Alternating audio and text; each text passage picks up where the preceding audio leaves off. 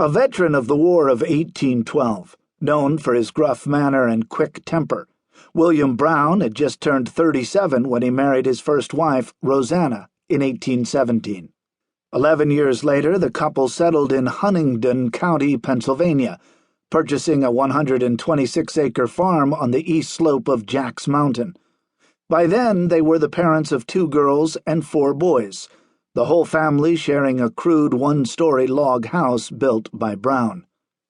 In the spring of 1840, only 4 of the children still lived at home: 17-year-old Betsy and the 3 youngest boys, David, Jacob, and George, whose ages ranged from 10 to 16.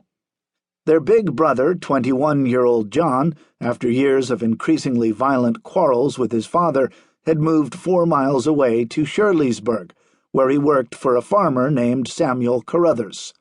The oldest of the Brown siblings, 22-year-old Peggy, lived in a small cabin on her father's land with her husband, Robert McConaughey, and their 3 small children.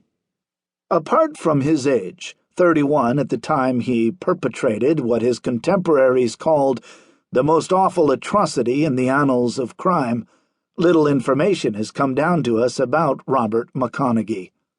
We know that he could barely read, occasionally drank to excess, and was much given to coarse language. He was also filled with a seething resentment toward his father-in-law. Though hardly rich, William Brown was a man of substance in his little community. His farm, including house, barn, and outbuildings, was valued at roughly $4,000, more than $100,000 in today's dollars.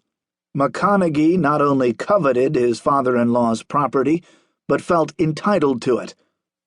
"I thought I had as good a right to it as any of them," he would later confess. He knew it would never be his, however, unless his wife inherited it. For that to happen, the rest of her family would have to die.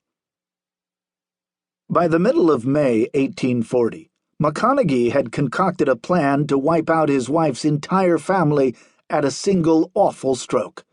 The first step was to lure young John Brown back home.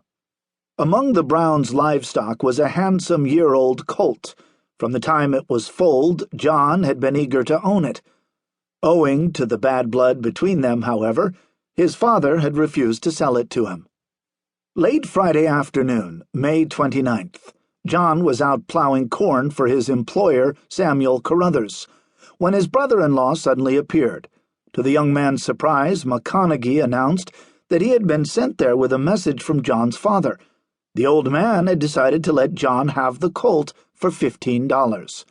Though the price was slightly higher than John expected, he quickly agreed to the terms and said he would come fetch the animal in a few days when he was done with the plowing.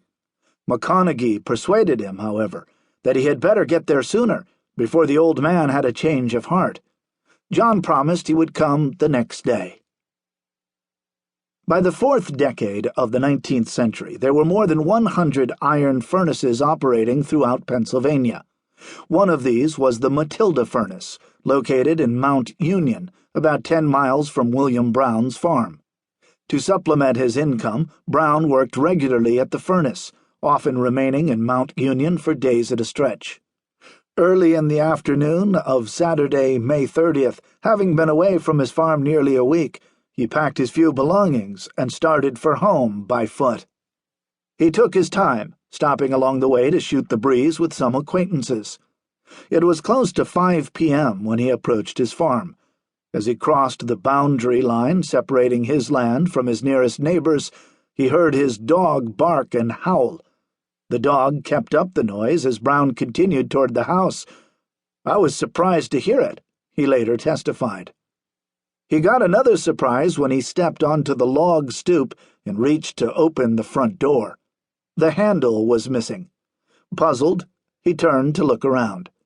As he glanced toward the barn, he saw a flash from the hayloft, heard the crack of a rifle, and felt a bullet whistle by his head. An instant later, a second shot rang out.